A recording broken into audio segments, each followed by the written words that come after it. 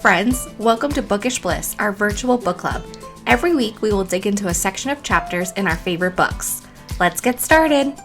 Hey book besties, and welcome back to Bookish Bliss for episode 106. We have a lot to discuss today. We are continuing our journey through Sarah J. Maas's Kingdom of Ash, and this week it is all about chapters 76 to 93, so you don't have to read the entire book, but you do need to be caught up on the chapters we're covering because we're going full spoiler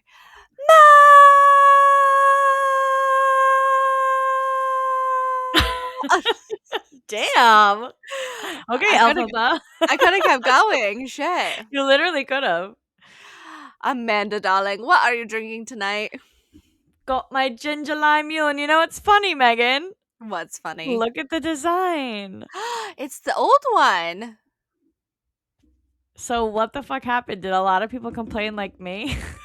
And then like, why is there too many limes on here? Literally, I'm like, this is just like classic. Looks so much better. So much better. Yeah. I love that. So that's what I'm drinking tonight, ginger lime mule. What are you drinking, darling? I have a little bit of Diet Coke that I still have left from dinner. And of course, I have a bubbly. Very good, darling. Let me open this up. Here we go. Yes. Cheers to episode 106 of Bookish Bliss and part 6 of Kingdom of Ash. Cheers, Yes, darling. Cheers.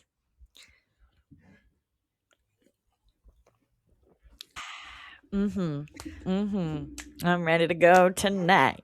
I'm ready to go tonight. I'm ready to go to bed. I know. For real, same. What is your bookish news, darling? My bookish news, darling, is that I finished The Night Prince. Nice. I think that's really it. I don't know if I actually read another one, but I also started my reread of ACOTAR, and I'm so excited. I think I'm on like chapter maybe like 15. That's exciting. I'm excited. It's so different. Like, I'm listening to it. So last time I read it, but like SJM foreshadowing fucking queen. Everything. No, really, she is. But I'm writing down a couple things because I still want to talk about them one day, maybe in the future. Maybe one day soon. Yeah. But some things that I'm still like, wait, what's this about? Or what's this about? And I'm like, ooh. Yes. I love that. Yeah. You need to reread, darling. So I know. It will be my third time reading, fourth time rereading. Fourth. Because I read it originally.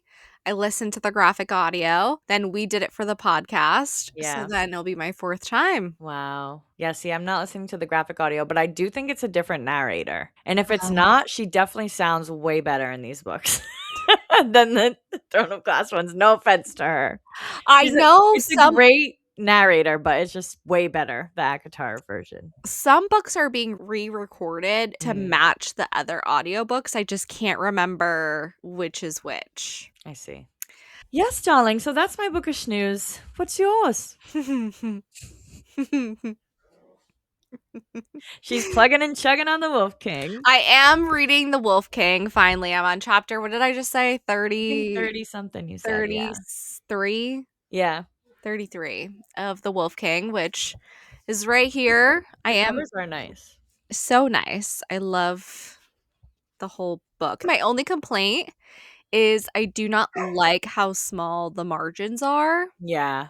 That's how the Plated Prisoner series is too. The margins are so small and the books are like fucking this fat. Yeah. Well, that's my only complaint. Really liking the story so far. I mean, not too much has happened. So yeah. I'm guessing that I'm about halfway through now. So I'm guessing more will start happening. Yeah. I also found out from Amy, that the book was supposed to come out in, I think, September, and now it's moved back to November. Yeah, I saw they just did a cover reveal with Cosmopolitan for the third book. It looks really good. Which I think was The Wolf Queen, I think is the title of it. I think so, yeah. That's exciting. Which makes sense because I read The Night Prince. I know what's going on. I don't know anything. You will soon, darling. You will soon. Yeah. Other bookish news we are looking for a social media intern, which we just posted for today. So if you or anyone you know is looking for some experience to add to their portfolio, we would love to work with you. Obviously, it's an Yes. unpaid internship, but Yes. Only we a couple hours a week, nothing crazy, like nothing crazy. If you need it for school credits, we'll yeah. sign off on it. We just Whatever need you need. ideas, we need, like, a reboot. We're just looking for someone to, like, start us off Yes. and stay with us as long as you want. Yes. For We're free, just because we don't get paid to do this. Yeah. We're just so fun. We just wanna grow our team. We have Amy is now our Discord manager taking that Yes, from she us. is. So we're trying to delegate tasks so that we can really focus on reading and getting good content in the Yeah. episodes. So we're just trying to delegate some other Yeah, outside we have tasks. very busy lives now, so at the time we started this, we were not we did literally nothing. Now we do so much. We literally did nothing. We're really excited. Rights of the Starling came out. You picked it up. I did. I did a I'm gonna come pick it up, put it aside for me at Barnes& and Noble, so Mhm. I'm gonna go tomorrow. I know, I was gonna get it at Barnes& and Noble too, but then I went to Target today and they had it with the sprayed edges, so I'm like, "Score, I'm getting it." Yeah, no, that's good. Yeah, But I'm really excited about that. I kinda just wanna I throw know. everything else of our obligations aside. I know. But I wanna also read Shield of Sparrows again. I don't really feel like I need to. I watched, like, a TikTok of everything, a recap of everything you need to know. Yeah. I'm like, "Oh, yeah, I remember." So, Yeah, I don't I have ti know. I don't have time I to know, yeah, I know, reread. you don't. You need to fucking yeah, you have other books to read. I have to 2 more finish The books Wolf online. King. I have to read The Night Prince. You have to read ACOTAR. I'm gonna listen to ACOTAR. Oh, I have yeah. to read our book club, in-person book club book, The Briar Club, Yep. in the tiny ass words. Oh, that's what I should have got at Barnes& Noble the other day, Atmosphere. Oh, I'm so excited you're reading that. It's so good. I I need don't to have get it. it. I listened to it. I'm gonna listen to, I think, but I have it. I wanna get the book if I really like it. Yeah, I like that all the different characters I think have a different voice actor.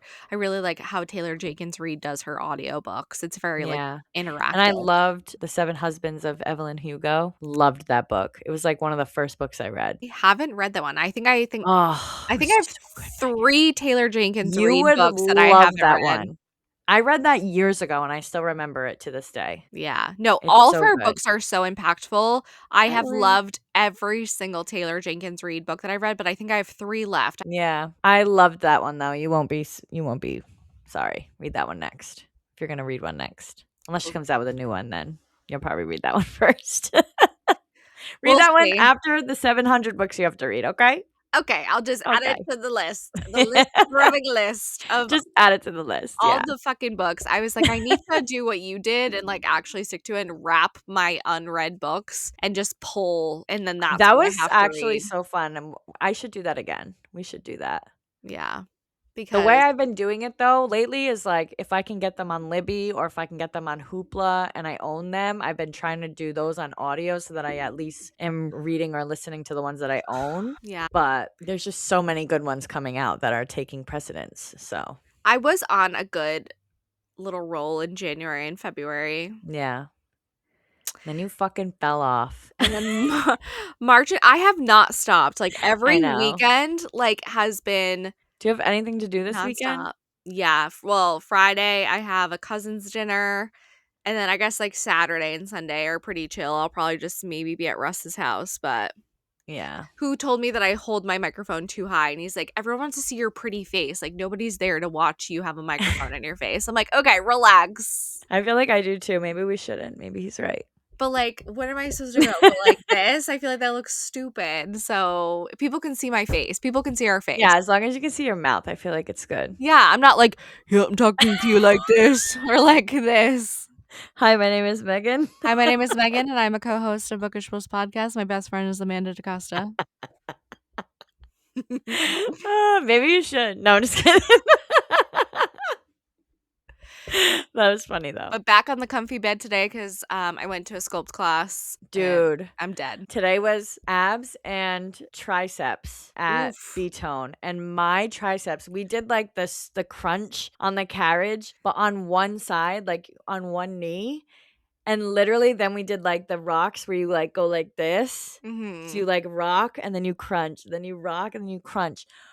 Literally, I could feel it in my abs right now, just sitting like this. Yeah. No, Michelle is probably like the hardest instructor that I take at Province Power Yoga. She literally murdered me today. I had an Yeah. 8-pound weight behind my leg crunching Wow. up. I was like, my booty is going to be nice and Damn, tight 8 this pounds? summer.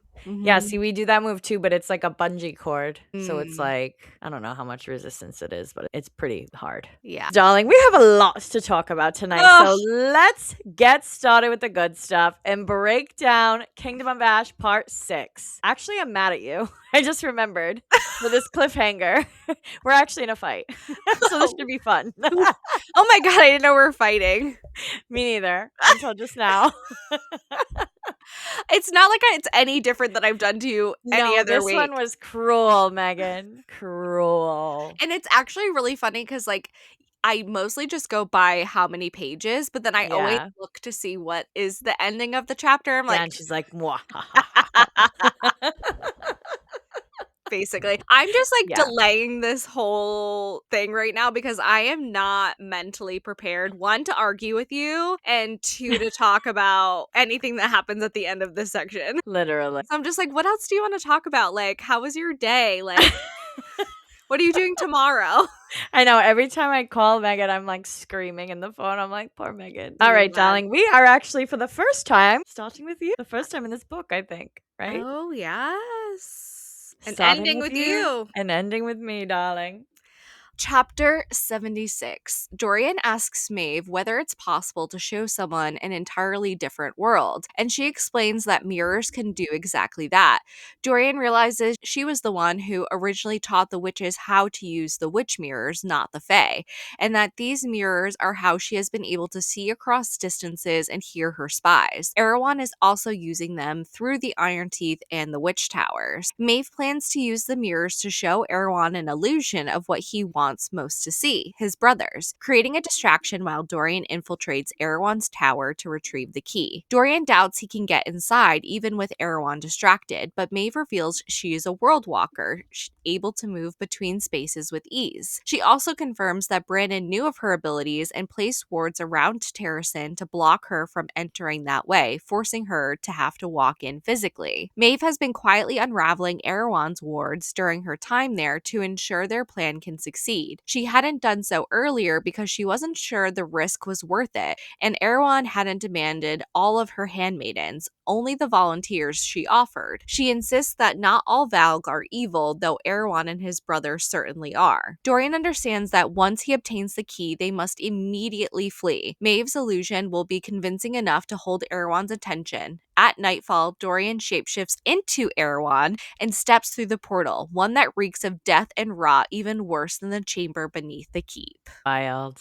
This whole fucking interaction between Maeve and Dorian is just fucking wild. It is a really unexpected alliance at the Yes. moment. Last thing I was expecting ever to happen. Yes, was Ever. Dorian and Maeve just being buddy-buddy with each other. Literally. You gotta do what you gotta do in war, I guess, and Maeve has nowhere else to turn, and Dorian needs the key. Yeah, but I feel like I was manipulated. Like, I literally thought they were gonna work together for good. I'm like, they're like legit best buddies at this point. Like, what is going on? You're like, "Wait, what the fuck I'm is like, is happening to Maeve good? Dorian?" I'm like, wait, let me think. It is really interesting through her perspective during these or when Dorian is interacting with her, this persona that she's putting forward, which I Yeah, I genuinely do believe she believes that she it needs to was do this very in convincing. order to stop her husband and the brothers from doing any more damage to this world and to keep Yeah, them from ever re-entering it. I think yeah. she feels like she will do anything she needs to do to stop that. Well, last section she was talking about when Dorian was in that room, remember, with all the collars, and she was like, "That's what I felt every single day in the other world, which is why I Mhm. escaped." So I like was starting to like, I don't know, feel for Maeve. I'm like, yeah, fuck those guys. Who I don't want them to come back either. But like, also she's a raging fucking crazy bitch, and I forgot about that. I was literally manipulated. Well, I think 2 things can be true at the same time. Yeah, I can believe that Erewhon and his brothers are so extremely bad that Maeve is genuinely scared and will do anything to Yeah. stop it. But I can also believe that Maeve is also a psychotic bitch and she will do anything to manipulate someone into doing what Yeah. she wants. Yeah. It worked. I was manipulated. It Like, works. when she, like, trapped Dorian in the web, I was like, "What? Not the besties?" I'm like, "This crazy bitch, she got me." She got me, this dumb bitch. It was so funny. But the plan is set. Dorian is Mhm. walking through the portal as Erewhon, which is Yep. fucking nuts. And Crazy. take us away, Amanda. Yes, darling. Chapter 77. Dorian didn't expect Aaron's chamber to be a normal bedroom. Still, the air was thick with an otherworldly, terrible presence. The word key was here. On the bed lay a dark haired young woman, a near twin to Caltaine, hollow eyed, vacant, and suffering beneath the wordstone collar. Dorian's magic sensed the key embedded in her arm, just as it had been in Caltaine's. Remembering the agony she endured, even in death, he used Sorrel's knife to cut into the girl's arm while simultaneously healing her with magic so she felt no pain. He retrieved the word key, and the woman whispered that he had frightened the demon inside of her, then begged him to kill her. Before Dorian could act, Maeve appeared and granted the girl mercy herself, calling it a wedding gift so he wouldn't have to make the choice. But as Dorian reaches for Damaris, Maeve's dark power latched into his mind. In an instant, he was caught, snared in her web before he could defend himself. And Amanda was shook. Traitor! Traitor, Maeve! I should have known better. But also, this chapter made me think of one thing only. Dorian fucking healed this bitch while he was like cutting her arm, and the demon fell back. Mm-hmm. So literally, Dorian could fucking help Irene. Not Yeah. even like Haviza and all them, but like Dorian could fucking help with his raw magic and his crazy healing abilities. And they still went and did what they did at the end of the section, which I we'll mean, talk about when we get technically, there. so could Aelin because she has that droplet of her mother's healing magic. True. So like all of them together could have done it, and she went and did what she did. Damn it. I don't want to like get ahead of ourselves because we still have a long way there, but like, This is why Amanda's mad at me. yeah, this is why I'm mad at you, Megan. But yeah, this fucking girl looks like Caltaine. That's creepy. I Why know. does it So have to was look he like ever gonna Caltaine? take Manon as his like breeding mare or like bride? Because he clearly is into pale brunettes. Literally. But also, is that why there's multiple surreal now, but only like a rare amount? Or is it all the girls that he put a fucking key into?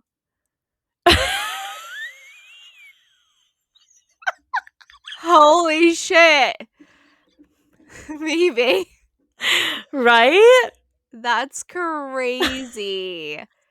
Because they all say like hollow, vacant. I'm like, this sounds like a cereal. Amy's gonna be shooketh when she hears this comment. Really? It was good? It was so good. My jaw Hey, was just on the I know. ground. You literally were like, I was like, ooh, I don't know what I did. Yeah, hopefully that makes us go viral. But yeah, so I definitely think Dorian can do some healing. And after we figure out what the fuck happens at the end of this section, hopefully that's what they end up doing. And Aylin's still good. But that's really it for this chapter, I feel like. Yeah, for sure. Nice short little chapters. We won't Yeah. have too much to say. Literally my only short chapter of the night, probably. So, the way my life's been going. All of mine are short, but I feel like a decent amount happens in them, like Yeah. besides like They're like quick one. but packed. Yeah. Yeah. Chapter 78. Dorian realizes that Maeve has deceived him. She pressures him to hand over the word key, promising that together they will retrieve the other two, and that with all three, she could keep him eternally young while he uses his power to guard their world. She hints at the future she imagines for them. But Dorian has been playing his own game. From the moment he saw her, he crafted a mental illusion, a trap within a trap, letting Maeve see only what she wanted: his supposed jealousy, desperation, frustration and weakness. While she was distracted, he studied her power and then bound her mind to his, leaving her furious and unable to break free. He tells her he was once a slave and he will never be one again. He rejects her offer, calling out her cruelty and reminding her that she hurt his friend. He tells her that she is ancient and arrogant to think that he would ever join her. The king he intends to become is everything she is not, and there is only one witch he would ever choose as his queen. Ooh. As the keep begins to crack apart, Dorian reveals he has spent the days ensuring the entire structure is held together only by his will, and now he is letting it collapse. Maeve panics about Erewhon's reaction, but Dorian tells her to say he did it for a Darlin, though in truth it is for Sorsha, for Caltaine, and for everyone destroyed by the Valk. If he survives, this destruction will be his first true act as king, a clean slate. Maeve begs him to stop, but Dorian leaves her, retrieves the other two word keys, and performs one final act. He strips Maeve of her world-walking ability, altering her very essence. As he flies away, Marath's towers begin to fall. This is Whoa. like a fucking epic Dorian chapter. I'm telling you, after I read this chapter, now I understand the love for Dorian that you Yeah. portray this whole series. But Because I was confused, but this book has redeemed him in my eyes. I think it's because we're getting the most POVs from him out of any other book. Yeah, but he's like more savvier and smarter and like doing more. Like he fucking tricked Maeve. Are you fucking kidding me? And she can't world walk anymore? But I think if you reread the series, which I hope you do one day, because I I think will. For it really does deserve like a reread. I think you're gonna appreciate Dorian from book one to now because you'll see he probably has had the most growth Yeah. out of any character in this series. And I think you just appreciate everything that he does and goes through from Throne of Glass to Kingdom of Ash Yeah. when you do your I reread. think too though, like he was obviously very prominent in the first book, in the second book, but like I feel like after the collar, he kind of changed, but not for the better for a Mhm. while. Like he was kind of like, I don't know. The whole thing with Sorsha was like kind of weird to me. I don't know. I don't know. I I don't know think, how to yeah, he explain was it. Like not very interesting. Yeah, I think he was just standoffish healing. Yeah. And now that he's coming into his own and figuring out who he wants to be, and I think he's doing that in real time. Like even to Yeah. this day, he's and I think we'll Who do I obviously want to be? who do I Yeah. want to be? What kind of king do I want to be for my Yeah. people if I survive this? And so, yeah, I I feel mean, like his relationship with Manon, though, is even, like, way more enticing than his relationship with Sorsha. You know what I mean? Their banter is so much better, and maybe it's, like, the girl character that like, obviously, Manon is not Sorsha. Sorsha's not Manon, but I don't know. I think, yeah, I mean, we did get POVs from Sorsha, but I think it was just a shocking relationship after Aelin leaves the Glass Yeah, Castle. I don't think we were expecting Dorian to jump into a relationship with anybody. right. And it was like this weird relationship because Like, secret, maid mate, girl. like Yeah. healer. I don't Yeah, know. healer. Yeah. But I think it's interesting that she is a healer and she was the one helping the rebels. So Yeah. I don't know. Yeah, she's an interesting storyline for Dorian, but Yeah. I think she does start shaping him into who he is. And I think with Manon and all the other characters that come into Dorian's life shape him to who he is in this moment where he is taking down Marath's towers, Yeah. being confident in himself to literally alter Maeve's essence and stopping her from being able to world And walk. using, yeah, his raw magic to do whatever the fuck he wants. He shifts, he fucking mind walks, he fucking has invisible hands. He's crazy. But I think just like every single person that has entered his life, Aelin, Kale, Sorsha, Manon, even like Rowan, I think all of these people have just the 13, they have just shaped him into who he is in this epic moment. Yeah, it's epic for sure. Ah, I can't believe we're gonna be done with this series in a couple weeks. Yeah, Still blows my mind. You know what we didn't say today? I can't believe we're on pot 6. I know. I'm just traumatized from this section. So, Literally. Chapter 79. Irene worked in the Ferrying Gap, healing soldiers as the armies prepared to enter the Oakwald. As she cut away infection from a soldier's leg, Allied watched with curiosity, noting how Irene spoke of illnesses as if they were living creatures, because in some ways Irene believed they were. Though nauseous from her pregnancy, Irene pushed through, calling it a good sign even if the timing was terrible. She shifted the conversation to Allied's injured foot, examining it and realizing they didn't have time for the extensive, agonizing healing it would require, multiple breaks to regrow the bones properly. The alternative was salve and pain masking until arthritis eventually crippled her. Allied wasn't sure she could endure that pain again, and Irene admitted she understood. She and Kale had just survived something similar. They arrived urgently, leading Allied into the mountains where they had found someone, her uncle Vernon, pretending to be a wyvern trainer. Aelin summoned Allied immediately. In the war tent, Aelin told her the choice of Vernon's fate was hers and asked if she wanted to speak to him first. Allied did. Vernon tried to manipulate her from the start, but she shut him down, asking him one question: why? His answer was simple and cruel: because he could, and because he resented his older brother, who was Allied's father. Allied didn't care about his motives. She told him he would be erased from Peranth's memory. Vernon then revealed Peranth had already been ransacked by Erewhon, nothing left standing. Allied walked away, leaving her friends to question him. Vernon paled at the sight of them. He tried to guilt Allied for abandoning him defenseless, but she reminded him he had left her defenseless as a child, and she survived. He was a grown man. Let him see if he could do the same. She didn't care what they did to him, only that if they killed him, they'd do it quickly, as her father would have wanted. Quick, but not painless. Aelin, however, had another plan. Vernon liked games, so she would play one. She called for ale. If her plan failed, Lorcan could have his way, and Vernon would die regardless. Aelin sat with him, trading barbs, mocking his failed attempts to seize power from Allied and then from Erewhon, only to end up hiding in the Ferrying Gap. She swore that neither she nor her companions would kill him if he told them what they needed to know. Vernon finally broke. He revealed that Maeve had gone to Marath to unite with Erewhon. Aelin was very glad she was sitting when she heard it. Yeah. Their worst dreams come true. Literally a nightmare. Yeah. We start this chapter off with just Irene healing soldiers, and she has this conversation with Allied about healing her foot, and it's kind of crazy that Irene's like, bitch, we're gonna have to break every fucking bone in that body, in that foot, to fix it, because that's how fucked up it is, and it's gonna be agonizing, and if you don't, you'll basically get arthritis until you can't walk. So Yay! it's your choice which pain you want to be in. Like, fuck. But hopefully she gets that foot fixed. Is there an option C? Literally. I'll take C. Yeah. Obviously, the most important part of this chapter is Vernon, and they find him in the Ferrying Gap, which they're kind of like, oh, he's tossed there, but he's like, no, I'm here because somebody knew you were coming, which is even crazier. But their worst fears are basically come true in this chapter, with Maeve and Erewhon reuniting, in Vernon's words, which, you know, was kind of happening behind the scenes. And they're going to fucking basically question him, and instead of torturing him, Aelin's like, let's just chit chat a little bit and we'll see what happens. Yeah, she's not ready to handle the torture game yet after being held captive. Yeah. And I feel like she wanted to like hurt him because of Allied, but yeah, I guess she was traumatized too from her own torture.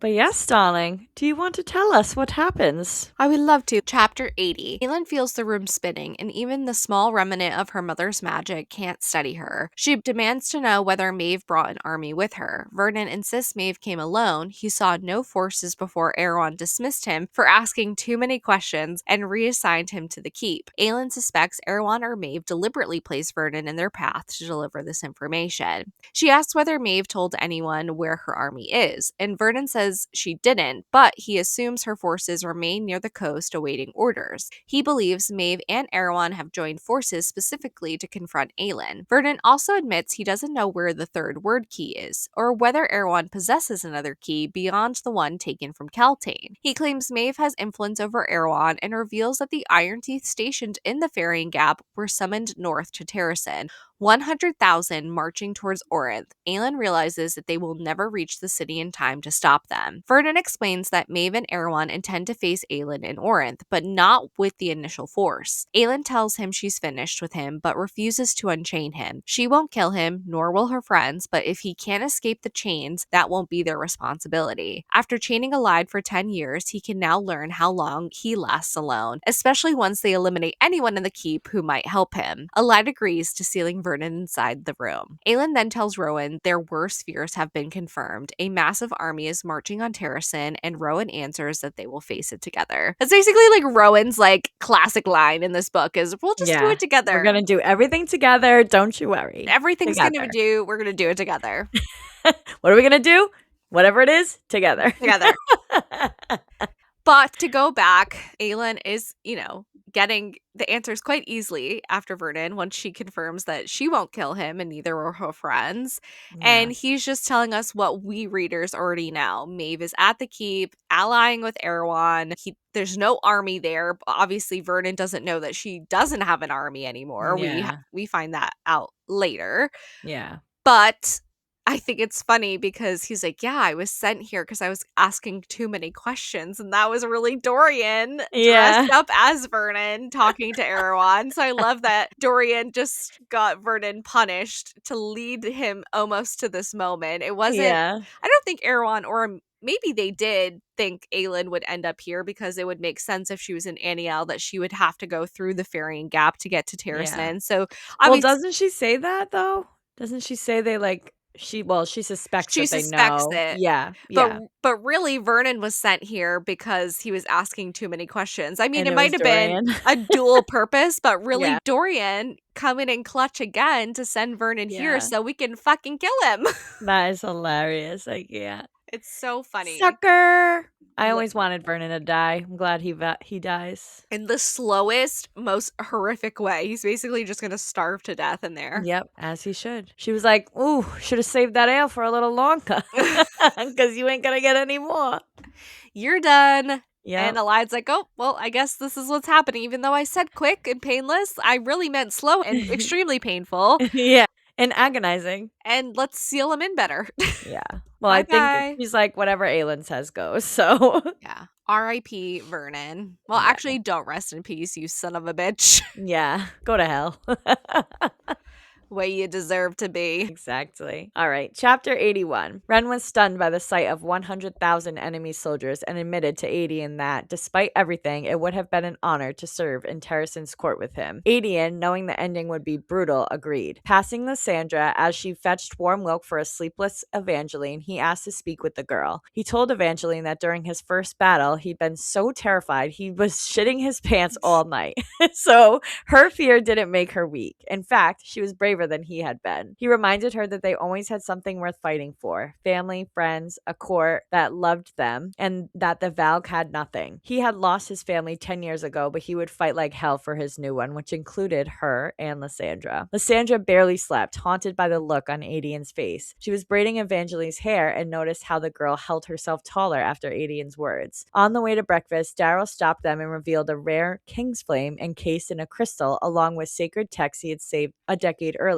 He asked Evangeline to help him run messages throughout the castle, giving her purpose instead of fear. Lysandra hesitated, but seeing Evangeline's pride and eagerness, she agreed and thanked Darrow. As Aedion prepared for battle, he saw thousands of Iron Teeth witches approaching. Lysandra rushed to him, wanting to help, but he begged her to take Evangeline and run. He confessed he loved her and should have said it every day. Instead of fleeing, she grabbed his hand and stood her ground. Then someone shouted that witches were also coming from the north. Aedion recognized the formation, the 13, and ordered the archers to hold fire. Darrow assumed the witches had come to demand surrender, but Manon corrected him sharply. She was there to ensure they did not surrender. She declared that the witches had once fought beside the Fae to honor their debt to Brannon, and they had answered Terrasen's call for aid. They came for Aelin Galathinius, who had promised them a better world. Wearing the crown of stars, the crown of the last Kraken queen, Manon told Aedion to look north. When he did, he saw them, thousands of red-cloaked Krakens returned at last. I cried through that whole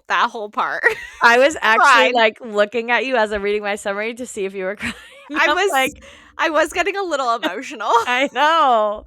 Wild. The whole chapter is emotional. This is the first chapter where I'm like, okay, Adian. No, This is a good chapter for Adian. no, What? no. This is a good chapter for Adian. I wished he died. Just kidding. Oh my god.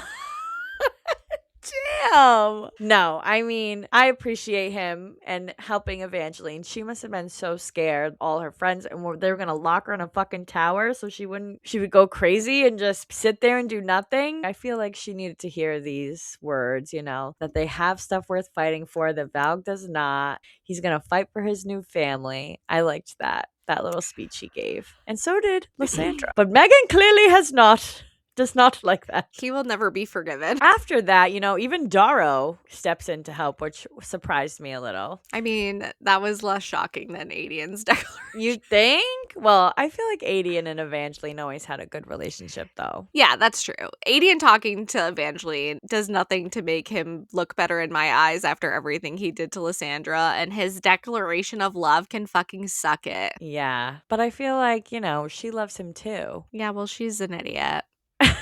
She's for a smart girl, dumb choices in men. She's an idiot.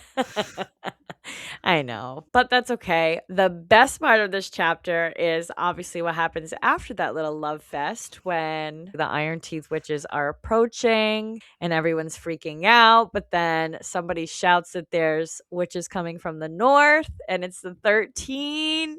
And Manon comes and declares that they had once fought beside the Fae and they want to do it again to honor their debt to Brannon and for Aelin, who promised them a better world. It was just so powerful and so good. She's wearing the crown of stars. She's the last Kraken queen, and thousands of Krakens return to battle. Mm-hmm. Yeah, Epic, literally. That's epic. the only part of this chapter I like is that part. Epic. Like, absolutely fucking epic. Yeah. I was like, let's fucking go. I don't gotta take notes for the next chapter. Like, I want to see the battle of the Iron Teeth versus the Kraken. I wish they never showed up there. Just kidding. I know. I'm trying to compartmentalize my feelings. Like, I was so souped at this point.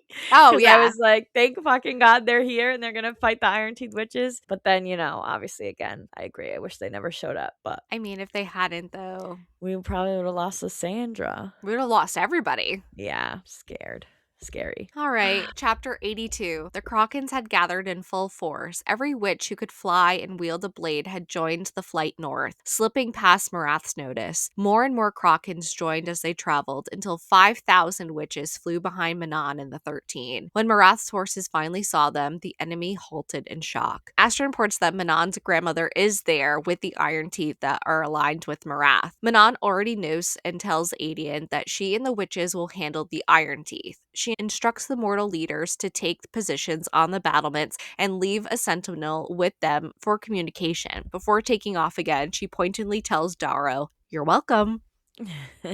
That night, Manon meets with the mortal commanders. Marath has not attacked, but the situation remains dire. The 5,000 Krakens cannot win the war or stop 100,000 soldiers, but they can hold off the Iron Teeth Legion. The Witch Tower is still functional, adding to the danger. Manon, the 13, Bronwyn, and Glennis spent hours organizing the Krakens' ranks based on Manon's knowledge of the Iron Teeth battle formations. Astra notes that the matrons will be panicking now that the Krakens know their tactics. Manon warns the 13 that the witches tomorrow that they may face may be friends, lovers, or family, and she will not blame anyone who cannot strike. But the 13 insist that they are ready and unafraid. They are surprised that none of the Iron Teeth from the Ferrying Gap have joined them despite the offer Manon extended. Still, Manon tells the 13 that she would rather fly with them than with 10,000 Iron Teeth, and tomorrow they will prove why. The 13 salute with 2 fingers to their brows, and Manon states, "We are the 13 from now until darkness claims us." Meanwhile, Evangeline decides that she no longer wants to serve Darrow as Darrow's page and chooses instead to become a Kraken witch, receiving her own red cloak. Yes, Evangeline. Later, Lysandra and Adian share a quiet moment, and Lysandra admits she is still angry with him, but she wants him to stay alive so she can think about what he confessed, that he loves her. Adian asks if he can kiss her if they survive tomorrow, and she tells him that if he survives, they can talk. they part with a simple goodnight and a promise to face tomorrow. Dun, dun, dun. Anyways, let's just skip that part and go back to the beginning. Fuck Adian. Anywho, so Manon and the 13 are here and they're here to save the day, and obviously the Krakens. And Yep. she's like, "You're welcome," to Darrow. Darrow. Also, Manon's grandmother is there with the Iron Teeth Fucking Legion bitch. ready to fight. And Old Manon hag. and the 13 teach Bronwyn and Glennis and the other Krakens basically all of the Iron Teeth battle formations that she is aware of. So now all the Krakens have that knowledge so that they are prepared going into tomorrow. Mm-hmm. The 13 are ready to go. They're ready to fight. They are unafraid. They don't care who they're going up against tomorrow. The only thing that they are is disappointed that none of the Iron Teeth from the Farian Gap have showed up here today to stand with the 13 and the Krakens against the other Iron Teeth legions and basically Manon's grandmother and Iskra. Yeah. But obviously we will have to see on that. Indeed, darling. And yeah, Evangeline's now a Kraken witch, which I fucking love for her. And I love that one of them gave her her own red cloak. I know. Which is so freaking cute. I know. She's like, fuck you, Darrow. I got a new job. Give me a broom. I'm a witch.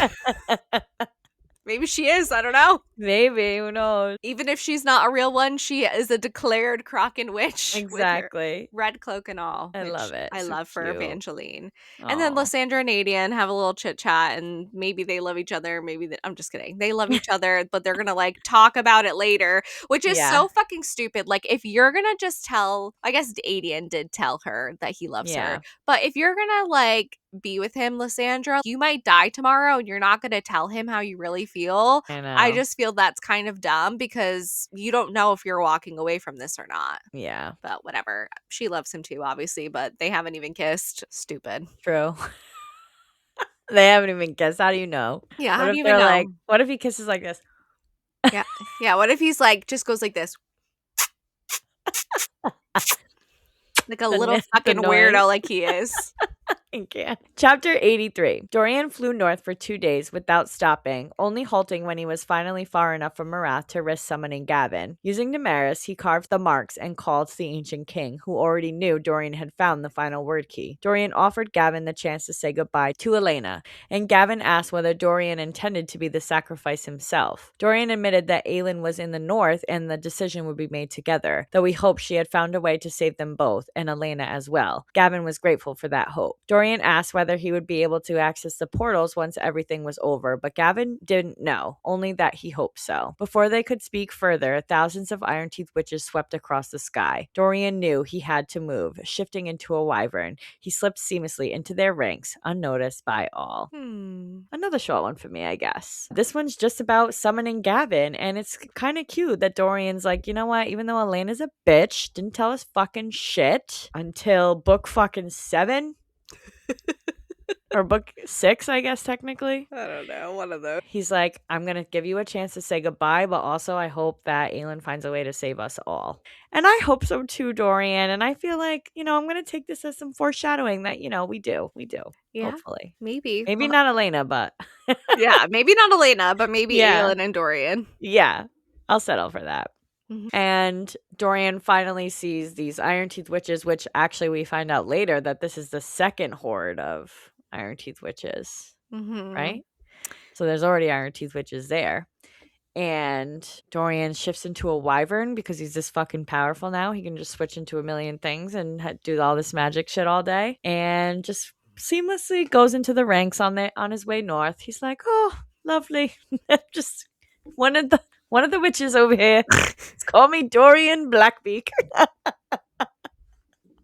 I'm dead. Just call me Abraxos Jr. Yeah, literally. Call me Dorbraxos. Dorbraxos Blackbeak. Yeah, We're so sure. fucking funny. We are so funny. All right, chapter 84. The castle has no armor left, but it wouldn't have fit the wyverns anyway, so the witches prepare to fight as they always have, with blades, iron teeth, and nails and their own skill. Manon watches the sunrise, aware it could be her last, while the 13 keep their eyes fixed on the enemy. She expects Bronwyn to be battle ready, but Glennis emerging with her hair braided and sword at her side surprises her. Marath's horn sounds across the field, and about 1,000 iron teeth rise into the sky. Astrid mutters, finally, though none of them want to think about where the Farian Gap Legion might be. Bronwyn carries an ancient horn once belonging to Talon Venora, the young warrior who had warned the Krakens when Rhiannon fell. Talon died moments later, but her warning saved countless lives. Bronwyn declares it an honor to blow the horn today, not to warn, but to rally. The spirits of every Kraken who had survived or died in the Witch Wars stand with them now. Manon echoes her words. Glennis adds that each warrior fights with someone unseen at their back. Astrid thinks of her stillborn child and the hunter she loved. She and Manon fight so such tragedies never happen again. After 500 years, Glennis says that this is the Kraken's final stand. Bronwyn lifts the horn and blows. Meanwhile, Lysandra prepares for her own mission. She looks into the underground waterways, tells the Bane to lock the doors behind her, then dives and shifts into her sea wyvern form, swimming towards Marath's eastern flank. Dun dun dun! Here Crazy. we go! Lysandra in sea dragon form. Is a surprise Marath is not expecting. So definitely she gets a good chunk of bites out of some of their legion on the eastern flank. Yeah, she fucks them up.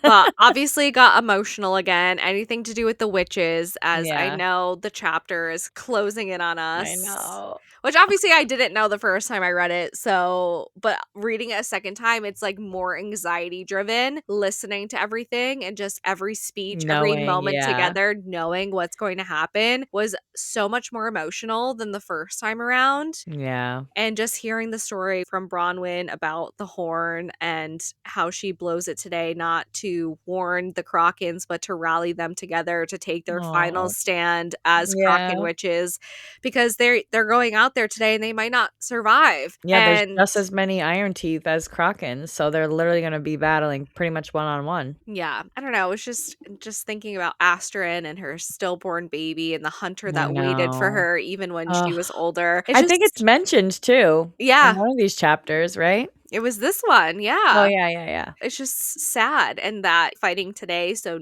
that never happens to another Iron Teeth or Kraken witch, and Manon is, echoing that and saying she's Yeah, here to do the exact same thing, and yeah. They have the wyvern too, and the Krakens don't, so that's even another disadvantage, but they have yeah. heart, and they have soul, They have speed with the brooms, they can and they know basically their enemies' moves because of Manon, so and I feel like being on a broom gives you a little bit more agility to, like, swing your move sword around than quicker. on Yeah, the wyvern, so I think they yeah, have that advantage. yeah, Especially knowing their tactics, so, yeah, exactly. they're as prepared as they're ever going to be. With their new queen. Mhm. Okay. Chapter 85. Manon and the 13 soared into the sky with the Krakens behind them, testing whether the Iron Teeth would obey their matrons or break ranks and attack. The Kraken's strategy was simple but deadly. Avoid the wyvern's fangs, claws, and poisoned tails, and strike at the witches themselves. The two armies collided in a storm of wings and steel as Manon shot upward, Iron Teeth and Bloodlust chasing her. She searched the chaos for Petra and the other matrons, knowing her grandmother was somewhere in the fray. Then the 13 moved as one, and the true battle began. Below, Lysandra lurked beneath the river ice in her sea dragon form. She dragged falling Iron Teeth under, ripping into Marath's eastern flank until the blue water turned black. Arrows and spears missed her as she dove deep, resurfacing again and again to tear through the enemy and force them toward the center flanks. No matter how dark the river grew, she kept attacking, shredding the flank that threatened Orinth. At the gates, Rolf's Mycenians unleashed their fire lances, melting Valg soldiers to nothing. With orders to conserve fire, Adian commanded the Bane to ready their catapults. Oil-soaked boulders, each the size of a wagon, were launched and ignited midair, exploding on impact and obliterating swaths of Valg. Adian ordered another volley, hitting true again. He wanted to hold back to make Erewhon believe their resources were limited, but then a young man climbed over the battlements with unnatural ease. A black collar gleamed at his throat. A Valg prince had arrived. Oh shit, he made it up quick. Yeah, this battle is fucking raging on. The witches start in the beginning of this chapter with basically colliding and just fucking going crazy in the air, which must have been like a wild sight to see. Oh, for sure. But Manon's going straight up, and all these bloodthirsty fucking Iron Teeth are chasing her, and shit just goes crazy. The 13 just go nuts and do what they do best. Manon's thinking, where the fuck's Petra and where the fuck's my grandmother? Those are the two people I want to know where the fuck they are. And they come later, but for now, we're here and we're fighting. Lyssandra's doing her thing from the water. She's fucking up all these flanks of ships and shredding all these Valg dead. The blue water's turning black. She's just doing whatever she can, and they're throwing spears at her. They're throwing arrows. She's dodging everything. She is like true fucking crazy bitch. Like, she belongs as a sea dragon, I think, is her true calling. I agree. I don't think it's the snow leopard. I think this is her best form. Yeah, for sure. Then we have Ralph's Mycenians, who are using their fire lances to basically melt the Valg soldiers. But Ralph's like, we need to conserve fire. There's 100,000 of them. Like, chill the fuck out. So Adian's like, okay, now's the time for the catapults. So they fill these giant boulders that are soaked in oil and explosives or powder, whatever, and they launch them and shoot flaming arrows at them midair and just explode them all over the Valg. And they're literally wiping out swaths of them. So they're playing smart, working smarter, not harder. They're also in a spot of an advantage right now, Yeah, like 'cause they're at the fighting from high the ground. battlements and have the high Yeah. ground. So as long as they can hold that, Exactly. I think they're in a good spot. But Yeah, there's much more battle to come. exactly. Yeah, but it starts off very great. And then obviously, as all this is going on, we're cheering for our crew because they're kicking fucking ass. And then this Valg prince comes and just hops over the fucking fence like He's a like, hurdle. hey, what's up, guys? He's like, just doing my track meet. Hurdling over the wall. He's like, what are you guys doing over here? Yeah. Want to hang Crazy. out? Chapter 86. Adian orders his soldiers to focus on the ladders just as the Valg prince steps onto the city walls with casual ease, dressed only in a black tunic. Drawing his sword, the prince tells Adian that they have been waiting for him, and the two clash in a brutal fight. Rose's shield blocks every burst of Valg power, enraging the prince, but he still manages to stab Adian in the side. Before the prince can finish him, Ren fires a fire lance and saves Adian, though Adian, ever stubborn, mutters that he had him before he collapses unconscious. Elsewhere, Evangeline witnesses the battle and is horrified, and is far worse than she ever imagined. She carries a message from the Bane to Lord Darrow, reporting that Adian has been injured and is being moved as soon as possible. Evangeline doesn't know whether she sees Adian as a brother or as a father figure, but the thought of him hurt is unbearable. Lord Darrow decides Evangeline will stay with him, sending Lord Gunnar to deliver his reply instead. He gives her something to drink as she worries over the family she has found. Lysandra is still out fighting, and no word has come about Adian's condition, so Evangeline remains with Darrow and prays. Wow. Poor little Evangeline. I know. Poor little girl. We knew Rose Shield was going to come into play somehow. Yes. I was like, I knew that shield was important. But yeah, is basically blocking every power that this Valg prince is throwing at it, and he's just getting fucking pissed. But it's a powerful shield. I know, and Adian's basically human, but Fae.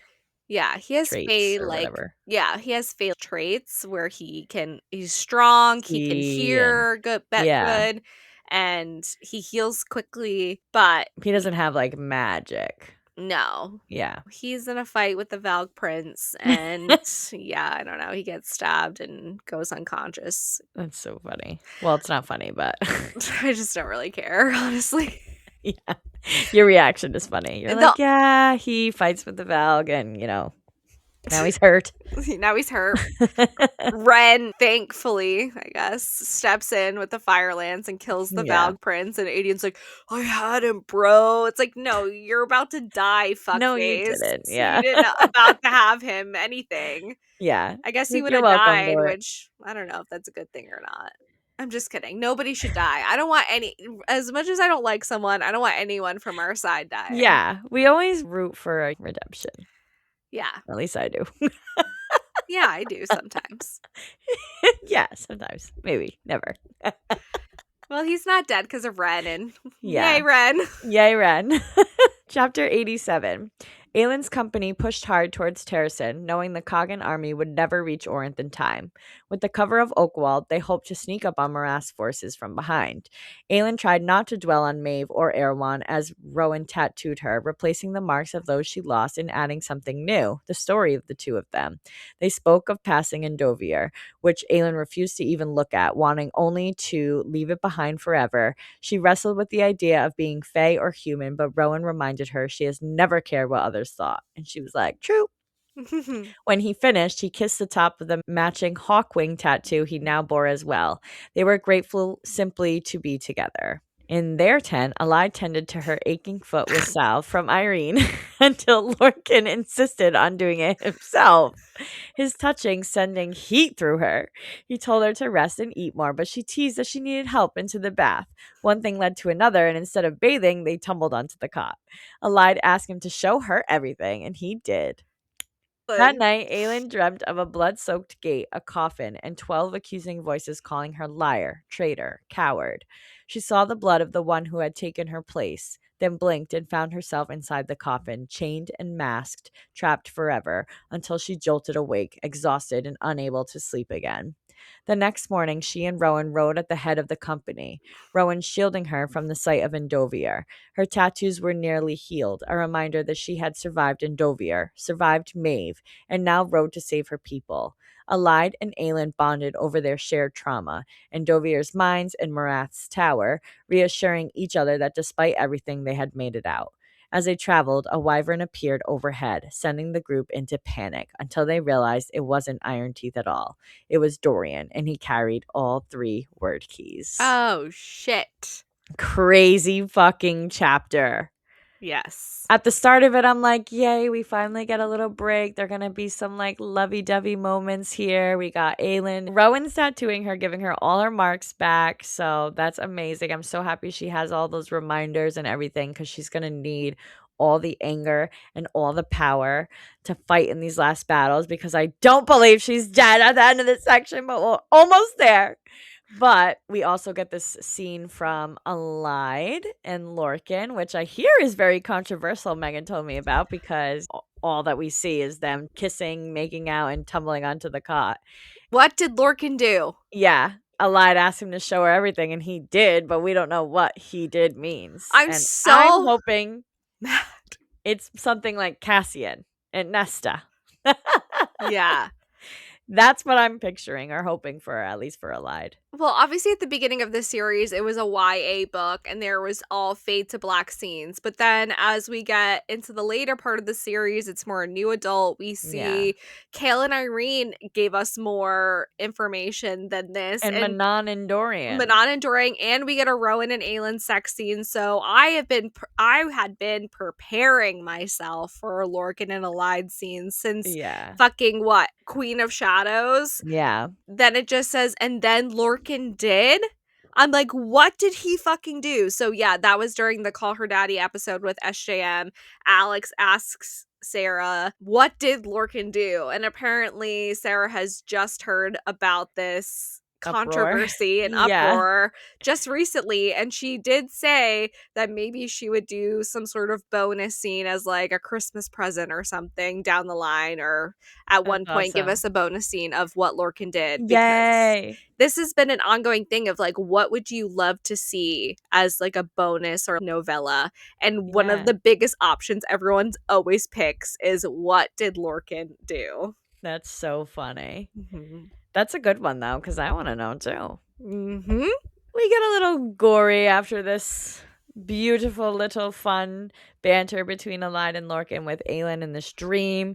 She's dreaming about this coffin again, and she's in it, and then she sees Dorian's blood as a sacrifice that she didn't take, and she's just freaking out. She's having nightmares over this all, even though she is so exhausted, she cannot go back to sleep after this nightmare, and just lays until the sun comes up, basically. Mm-hmm. Her and Rowan are at the head of this army, making their way to Endovier. And she has this conversation with Elide, and they really bond over their trauma about what happened in Endovier and in Marath's tower. They kind of reassure each other that they made it out, which hopefully is foreshadowing for our crew to make it out of this all alive and intact.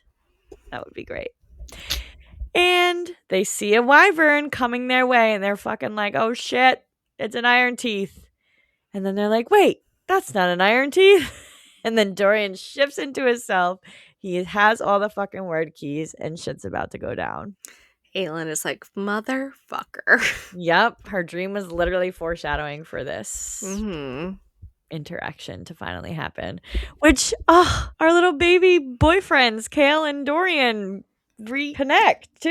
I They're can't about wait. to. I love that Yes. you got that chapter because you got the boyfriends I know, I was reuniting. so happy. I was like, "Yay, I love Kale and It was literally Dorian what, together." chapter 90? 91 or Yeah. something? Yeah, I think 91. We'll Literally, get there they've later. been separated all of Empire of Storms and Tower of Dawn. They have not been in the Yeah. same scene together since Queen of Queen of Shadows. Shadows. That's crazy. Couple months though, apparently, since this whole series has been like a year. A little over a year. Yeah, that's crazy. Crazy. Chapter 88. Adian wakes in agony, his ribs burning worse than any Firelance wound. He had briefly regained consciousness while the healer stitched him, only to faint again. When he wakes fully, he realizes his sword arm is nearly useless until his Fey healing can catch up. He wonders whether his father, still searching for Aelin, knows Terrasen is on the brink of falling, or whether he would even care. I can't. He realizes he has been unconscious for an hour. The battle has barely shifted. Valg forces still swarm the walls and gates, but Terrasen's defenders hold them back. In the skies, both Iron Teeth and Kraken numbers have thinned, though the 13 remain a fierce, distant knot tearing through anything in their path. Lysandra continues fighting at the river's curve, her sea wyvern form snapping spines and holding the line where she first emerged from the underground tunnels. But her surprise attack has revealed a new vulnerability, an entrance Marath hadn't known existed. Adian signals urgently to the 13, ordering them back to the walls before Marath can exploit its opening. Manon sees the signal, now, now, now, then river, an enemy. She doesn't want to abandon the Krakens, but the danger is clear. She orders the 13 towards the walls. Astron's warning comes too late. A massive wyvern bull shoots upward from below and directly at Abraxos. It's Iskra Yellowlegs. Abraxos roars in pain but stays airborne until Iskra's mount clamps its jaws around his throat. Ugh. It's the start of all the bad things. I know. And I have to tell you, Megan, after you told me somebody dies in Yeah. this section, Mm-hmm. I was freaking the fuck out that it was Abraxos at this point. I was like, Mm. she cannot kill Abraxos. No, we cannot lose Abraxos. I know. But yeah, I was freaking the fuck out. I was like, I gotta read 89 right away. What the fuck's gonna Yeah. happen? Ugh, it was 89. I'm not even prepared. Though I did No. read your notes ahead of time, and I was like, okay, she didn't do it like the book does. I'll tell you why I'm glad you did it the way you did. Okay. I'm scared. Because I was like, I don't want to cry during the No, episode. yeah, I know. It's tough. I cried so hard yesterday. Even Oh, Amy texted me. She was like, I'm not prepared, even though I know it's coming. I'm not prepared. I'm like, bitch, get oh, ready. I I cried know. already today. Literally. So funny. But I guess I should talk about my chapter. Yeah. And then we'll get into 89. Adian wakes up. He's alive. He's going to be okay. Right now, he's just waiting for his Fey healing to kick in because his sword arm is useless. So he's basically unable to fight at the moment, which is not what he wants to even think about. Yeah. But basically, he realizes though he's been unconscious for an hour, nothing has really changed. The battle is still full force, but Terrasen is holding its ground and everyone's still where they're supposed to be. But Marath has figured out that there is a new way into the castle, and that is through these underground water tunnels that Lysandra emerged from in this surprise attack, which was great to take out some of that eastern flank. But now it is a vulnerability because it's another way that they have to defend Marath from entering the castle. Yeah. So Adian is like signaling for the 13 to come back to help them establish a block for Marath to sneak in to the castle. And Manon gets the signal. She's sending the 13 back. But as she is doing that, Iskra Yellowlegs, that fucking bitch, That fucking bitch. comes from below and her fucking bull snaps onto Abraxas's neck. No, I hate Iskra. Literally, what a dumb bitch. She's such a dumb bitch. Well, I'm not fucking ready. I All right, hate chapter 89. we just gotta do it. We just gotta do it. Okay. You ready, darling? No. Okay. Go. Go. No, but go. Chapter 89. Manon and the 13 launched into the sky with the Krakens behind them, testing whether the Iron Teeth would obey their matrons or break ranks. The Krakens aimed directly for the witches, avoiding the wyvern's deadly claws and poisoned tails. In the chaos, Iskra's bull-headed wyvern latched onto Abraxas's neck, slowing him mid-air. Manon begged her to stop, but Iskra only laughed until Petra arrived. For Keely, she said. This kill was hers. She freed Abraxos, then dragged Iskra upward in a spiraling climb that halted the entire battlefield. Locked together, they dove. Petra trapped Iskra's wyvern so it couldn't open its wings, pulled up at the last second, and watched Iskra smash into the earth. The yellow-leg heir was dead. Woo! Woo! Manon had no time to grieve or celebrate. She and the 13 hauled boulders from the riverbank to block the tunnels and slow Marath soldiers. Abraxos, bleeding heavily, crashed into the castle where healers rushed to him.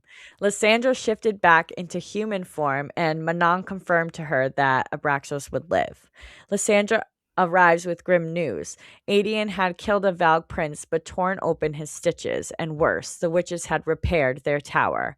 As she spoke, a beam of light shot into the sky, turning every creature in the air, Iron Teeth, Kraken, and Wyvern, into ash. Lysandra realized the towers meant to obliterate the entire city. Manon demanded another wyvern, but Asterin stopped her with a punch to the gut. The 13 mounted their wyverns and flew toward the tower, breaking through the Iron Teeth wall one by one while Manon watched helplessly. Asterin hurled her dagger, killing the witch entering the tower and triggering a massive blast. Then she carved her way to the Blackbeak matron, tackled her, and held tight as she and every member of the 13 began to glow, yielding in a single devastating explosion, then destroyed the matron, the tower, and themselves, sacrificing everything to save Orinth. R.I.P. to Astrid and the rest of the 13. Their Wait, death is probably one of the most devastating deaths yeah, in all of Sarah J. Maas's books. This is yeah. worse than the fucking Surreal. Honestly, your meme you sent me too, I had chills after I watched it. I was like, oh my God, this is fucking crazy. With Manon screaming. Yeah, because Manon was screaming. She was literally helpless on the castle, and she like literally had to watch them do this. But it's also so crazy because all 13 of them are yielding at the same time, and it's enough crazy power without a witch tower to destroy a witch tower Mm-hmm. and the matron. So this is what I can't even talk. I know. I'm like, poor Megan. She's Or I gonna was cry. talking about this with Amy last night about Yeah. because Amy's like, why were they glowing and why wasn't it darkness? And I was like, I think it's because they had changed for the better, for a better world. I think that's why they were exploding with light and not Darkness. darkness. They were Yeah. using their yielding for good and not for evil. Yeah. And I think that's why. I mean, With the witch tower, wasn't it like a beam of light too? I don't know if it was a glowing light or if it was just like a dark light Oh. but I think there's like a line in the book about the glowing Mhm. as she began to glow. It wasn't darkness that radiated, because they Yeah. always say until the darkness claims us, Yeah, yeah, but yeah. they were glowing in the end, and I don't know, I think it That's just true. symbolizes just Yeah. everything the 13 had become, and They their were fighting on the good side and when they sacrificing died. themselves for the Yeah. greater good. Yeah. And, just the way it starts, when it starts naming every single member of the I 13 as they know. go down, and I remember reading this, and I'm like, the first time, and I just started fucking sobbing. I couldn't even Yeah. finish the section right away. When I read it the first time, I literally threw my book. I was that hysterical, Oh like, my gosh. as they yielded everything. Yeah. It's I fucking know. I was horrible. literally listening to the audio and reading the book, and I was just like Were you like, "No way, this is happening," like, all of them? I literally was like, "No." Like, the yielding once I saw the yielding, I was like, "Holy shit, all of them at the same time." But then I was like, they literally had no other choice against that witch tower. No. If Manon went there, what would she have done? She would've died. She would have done the yielding. Yeah, But, like, I don't know if one would have been enough. right. I don't think one would've been enough. I Well, I think feel she like would have maybe the rather have 13 would gone have with done it. the Yeah, yeah, yeah. 13. Yeah. I was gonna say she wouldn't have been alone. The 13 would have went with her for sure. Yeah. But But Astrid they didn't punches her want in her the gut. She to. tells her to live. She's like, "Live, She says, Manon." "Live, Manon," and punches her in the gut. And they all look at her. They jump onto their wyverns, and I think it's Sorrel that just, like, looks at her. Yeah. And they know, Oh, like, they knew what they were gonna do. they knew, yeah. Of course they knew, yeah. So crazy. So crazy. RIP the 13, some I'm of the getting chills. best fucking characters in this whole story. I know. All of them, All of them, dude. devastating. Like, one would be devastating, Devastating. like, I know. all of them is fucking horrific. But at the same time, I feel like they had to do it all together. No, they had yeah, I mean, it's I Like, one an of them wouldn't have it's an epic death sufficed. Yeah. for the greater good, but Exactly, yeah. the sacrifice, but fuck, Crazy. cried every time. I know. Anytime I see a fucking video with the 13 on TikTok, I cry. Anytime I'm texting you, like, saw another Throne of Glass video and I'm crying, it's mostly due to fucking 13. It's one of the most Oh. devastating deaths. I don't think it's my number one death, but it's up there. It's close What do you mean? It's not your number one death? in any SJM book. Oh, okay. I'm not going to tell you which one. I thought you meant in this book. I'm like, "What the fuck do you mean?" I'm not going to tell you if it is in this book or not. Oh my god. We're already in a fight, Megan. Don't make it worse. I'm just telling you they're in my top 3. Wow. I'm not telling you who one Top is. 3? That means there's 2 different ones. Well, I think you know, like, what my other one is. You've already read that one. Oh, okay. The Yeah. Surreal. Indeed. The cereal. The Surreal. I think I sobbed not as hard as the I 13, but know. there is one death above the 13 that gets me every Ugh, time. I'm so happy I'm rereading that series again. But anyways, RIP to the 13. I could have This a whole episode on the 13, I know, so this episode was crazy. I mean, this we should chapter was dedicate crazy. this episode to the 13. Yes. The 13 Bookish Bliss episode 106 is dedicated to you. What do they do with Oh, their fingers? do they go like this? I I don't don't know what know. they do. They Something with salute their with 2 fingers, fingers. yeah. Or do they just, like, Oh. touch their fingers to Oh, their yeah. brows? That's This what is they do. salute, right? Yeah. Yeah. I'm gonna send you so many 13 videos later. No, don't. I don't wanna be sad. Too bad. She's like, "We suffer together." All right, chapter 90. Manon collapses onto the battlements after the destruction of the 13, unable to move or respond to anyone around her. She feels nothing, not the cold, not the voices, only a hollow silence. Eventually, she curls against the wall and falls asleep. When she awakes, Abraxos has draped a wing over her, keeping watch as he dozes beside her. At dawn, Manon rises and sees the battlefield transformed. The witch tower is gone, the land around it blasted into emptiness, and Marath's forces have withdrawn. The city still stands. She wakes Abraxos, who cannot fly still, and together they walk down from the battlements, through the gates, and onto the quiet streets. People follow behind her, but she pays them no mind. Abraxos clears the bodies from her path as they cross the battlefield. Manon walks until she reaches the center of the blast, the place where the 13 made their final stand. There is nothing left of them or their wyverns. She falls to her knees, and Abraxos lies beside her, curling his tail around her as she weeps. Behind her, a long line of people gathers. Glennis, Bronwyn, Petra Blueblood, Adian, Lysandra, Ren, Rolf, Prince Gallon, Ansel, Ilias, the Fey Royals, and countless others stretching all the way back to the city gates. Humans, Krakens, and Iron Teeth stand together to honor the 13.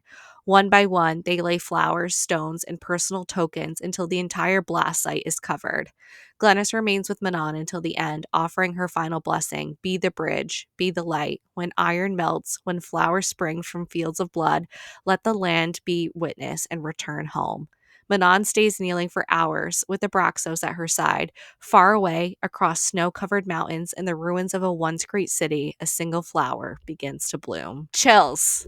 Wow. I I just got chills. think this is Breaking the curse. their sacrifice broke the curse, and now the Yeah. wastes are blooming again. Wow. That's crazy. I just like, ugh, I just can't. Like, just thinking of that scene of Abraxos, who lost his mate in this, Mhm. and Manon, who lost everything, her whole life.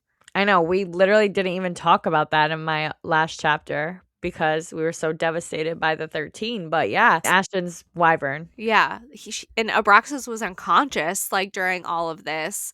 So Oh, he wakes up and his mate is dead. That's fucking horrible. I mean, it's all horrible. horrible. So yeah, just the scene when I'm reading, I just see it in my mind like a movie, and just like thinking about Manon walking across this battlefield with Abraxas Yeah, by her side and kneeling in the center of this blast, and Abraxas everyone's wrapping just his tail around her as she's fucking yeah, bawling her eyes out, and everyone just standing behind her, like Adi and Lysandra, like our whole crew just standing there with flowers to honor the 13 is just I know. cried during this Until chapter they too. literally filled the whole spot that was blasted with stuff and Mhm. flowers. That's crazy. Yeah. Powerful And then Glennis in her little speech. speech. Yeah. And now fucking the waste curse has been lifted. Mhm. I So love the witches fucking POVs. The yeah. witches are just so good. And it's so crazy because in Air Fire, you're like, why the fuck am I getting a Literally. Manon POV, and why do I give a shit about any of It's these so witches? funny that you say that because my friend Brianna at work, she just started Queen of Shadows literally today. She's flying through the series.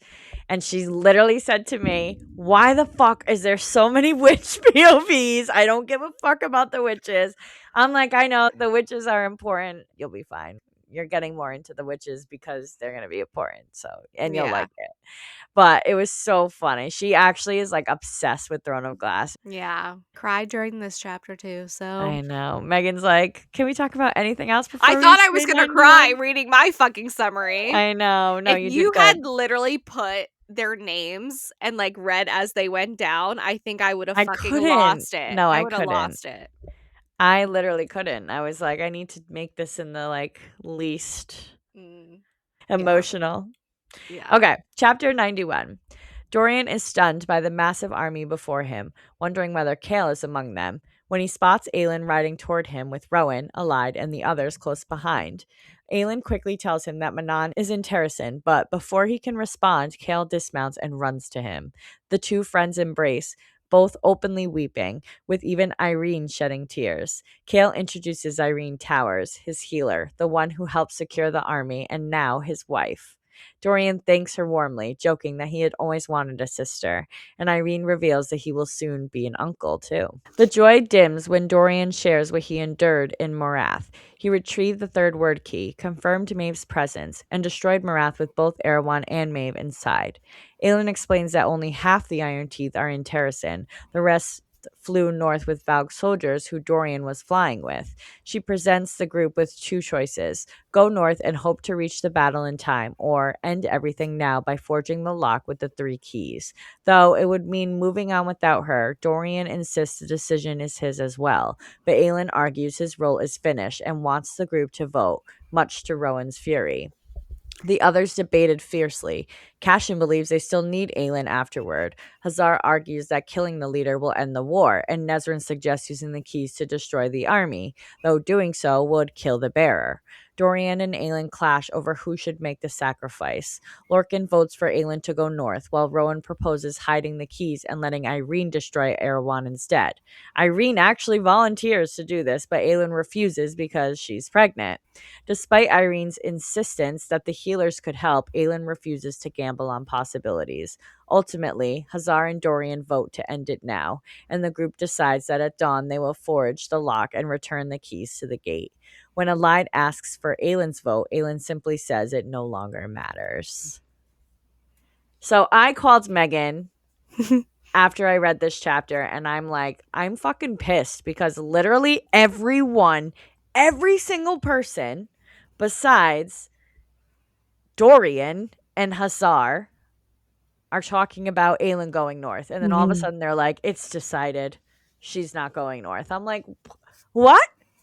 Because Dorian and fucking Hazar, two people out of everyone that fucking spoke on these pages, voted Other against this? people Like, I'm had to so have changed confused. their minds. That's because they said that the vote was the majority. So I know. we have to assume Sartok voted now with his sister and Dorian, Yeah. and others must have changed their mind once Aelin was like, "Don't think of me Yeah. as Yeah, she's like, just think of me as a weapon, weapon." forget everything you know about me. But still, I don't know. I'm like, how dumb. Like, even Dorian is here hearing Irene saying he could help, or like, not help, but she could fucking face the Valg and like the healers could help. And he knows what he just did to that girl to get that key. Why don't you speak up here and be like, yeah, I can help. I did that.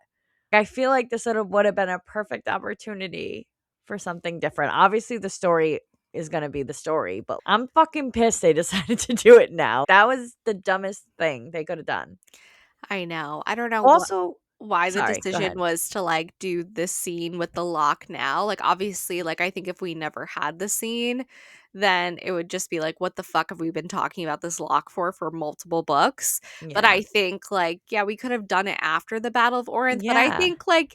I think it ends up making sense, like how everything plays out. Of But course. Yeah, I'm sure the story is the story, but all I'm thinking right now is like, even if they do get rid of Erewhon, they still have to fucking take care of Maeve, and she might not be as evil or whatever, but she's still a crazy fucking Valg bitch with these mhm. crazy Valg spiders that can fuck shit up, even though she can't walk through worlds anymore. But like, still, she's Valg and she's smart and she's cunning, and I don't know. I just feel like they need, and there's 100,000 fucking Valg soldiers at Orinth. Like, what are they gonna do without Aelin? I guess doing what they're doing now. I don't I know. know. It's pissing me off. This is why I'm mad at Megan. I have to wait to find out what happens. Like I wrote the book. You picked where to stop. You can start listening the second we stop recording I know. tonight, Thank God. I'm probably gonna at least a couple chapters, maybe. We'll see. just to see what happens to Aelin Yeah. and Dorian. Okay, my rant's over. Let's Okay. continue. Chapter 92. And my last chapter of tonight, Aelin reflects that asking the others to vote on her fate wasn't only about giving the free peoples of Aurelia a choice. It was also a way to avoid making the decision herself. That night, the group camps in Endovier, only a few miles from the salt mines. Rowan insists that they set up the royal tent, but Aelin isolates herself, barely eating and burying herself in the books on word marks. Rowan confronts her, refusing to accept the fate she has resigned herself to. Every day, they delay is a risk, and he urged her to reject the prophecy, reject destiny, and choose her own path. Aelin insists the people have spoken, but Rowan dismisses that. She can build a free world after the war. Let them choose their rulers then. What matters now is that she not surrender her life without a fight. Aelin admits she doesn't want the burden anymore. She doesn't want to make a choice and discover too late that it was the wrong one. Rowan argues that if she is going to die, she deserves a say in how it happens. She counters that this is her fate. Elena tried to free her from it, and it only resulted in vengeful gods hunting her soul. Rowan reminds her that Elena had thousands of years and Aelin has barely lived 20. He refuses to let her carry this alone. Dorian volunteered to take her place, but Aelin won't put that weight on him. Rowan then suggests that they do it together, but Aelin says if that were possible, Elena would have told her. Rowan insists they will find a way, and maybe fate has been pushing Dorian and Aelin towards sharing this burden, half of her power and half of his. They don't know if it'll work, but he reminds her of the life she wants with him, a life with him with children, and he tells her she has to fight for it. Aelin goes to Dorian's tent and asks him to share the burden with her. He agrees. They decide they will do it immediately before anyone else wakes and before any goodbyes. Dorian only asks that Kale be present. And so it begins. Crazy. Much I'm to on Rowan's say. side, though. Yeah, not too much to say. I think that we haven't already said, but Yeah. I think Aelin is just resigned to life at this point. I think there's too much going on. And she basically says, I only held on for this long for this For moment this reason. Yeah. to forge the lock and give my life to send the gods back and have Erewhon go with them. Yikes. But Crazy. Rowan is not accepting it. He's like, I don't give a flying a fuck what you Yeah. think. You are my wife. We're doing this together. You have to fight for our future. If that's what you really wanted and that's what you're telling me you wanted, like you need to fight for it. Destiny has been pushing Dorian and you into the same path for forever now. And Yeah. he saw what their power did together in the glass castle when they combined forces. So he's like, I I'm didn't even think of that until he mentioned it. I'm like, duh, they should do it together. yeah, and I think he's like, I am going to ask this of you to ask Dorian because Dorian is volunteering to do this alone. Never Yeah. mind With sharing the you. burden. Yeah. Not that Dorian doesn't have like anyone in his life, but like, hello, not that Dorian is less important than Aelin. They're both important, but to Rowan, obviously Aelin is way Aylin's more more important. important. Of course. Yeah. So Aelin goes Go to ahead. Dorian's tent and obviously agrees immediately. And they're not going to say any goodbyes to anybody, but he does want Kale there, Yeah. his boyfriend, Of course. in Duh. case he dies. Yeah. All right. The last chapter of this episode, chapter 93. Aelin, Rowan, Dorian, and Kale enter the mines of Endovier, a place Dorian never imagined they would return to, and one that sent Aelin reeling with memories of her past torment. At the center of the camp, Aelin drew overlapping word marks, open and close, large enough for her and Dorian to stand within. Rowan told her he loved her and told her to come back to him, and she instructed him to seal the final mark when the time came. Dorian handed her the 2 wordstone silvers and the amulet of Orinth, expecting her to open it for the last key. Aelin saw the inscription, "Nameless is my price," and knew this was her fate. She gave the final key to Dorian and kept the amulet as a piece of terracin to take with her. After one last look at Rowan, she prepared herself to become the gate, knowing that Erewhon had once tried to turn Kaltain into a living word gate with only one single key, and Kaltain was destroyed by it. To herself, she said, I am Aelin Galathinius, and I will not be afraid. Then she cut open her arm and forced all 3 keys inside. Rowan sealed the word marks as Aelin held her wound with one hand and Dorian's with the other. Their faces went blank, their bodies hollow, empty, gone. Rowan felt the mating bond twist in agony as Aelin's hand fell limp and the keys dissolved into her blood, driving him to his knees. Ugh, such a dumb decision. Why? Why? Why? I can't wait till this makes sense to me because it just doesn't right now. It just doesn't right now. Also, obviously, it was the plan for her to put all of the keys into her arm, even though she was doing this with Dorian, because Dorian's obviously affected by it still. He's vacant and hollow too. But I'm just hoping that Dorian is maybe appearing hollow, but working his fucking crazy magic like he was doing to Maeve and saving Aelin in the process. I hope that's what's happening here. I really hope that's what's fucking happening here, Megan. I'm not gonna say anything. Or I hope the fucking ancient gods, is Mala herself gonna save Aelin? Somebody better fucking save her. Somebody better fucking save her. It's gonna be Dorian. It has to be. Or maybe Irene comes out of nowhere and she's like, with her pregnant belly. Or it could be someone that you're not even thinking of. Was that a clue or a distraction? I guess you'll have to read to find out. Either way, do I think this is the end for Aelin Galathinius? Absolutely not. Absolutely not. I will not accept that fate. So I'm going to leave it at that for now. Mm-hmm. Dorian, save our bitch. Save our girl. And save yourself in the process too. And that's all we have for you today. Because Megan isn't going to say shit. Please let us know what you think by leaving us a review and comments on any of the platforms you are listening/watching on, or on our social media pages. This helps tremendously to get the word out and lead more listeners to find our show and tune in. And come join our book club Discord. You can find the link in our bios on Insta and TikTok. And next we are reading The Night Prince by Lauren Palferman and The City of Gods and Monsters by Kayla Edwards. We just got a new Discord manager, so we're going to revamp that. So join now. We love chatting with you guys, so don't be shy. Don't forget to email, follow, subscribe, rate us 5 stars, and tell all your friends about us. And we hope the rest of your day is blissful.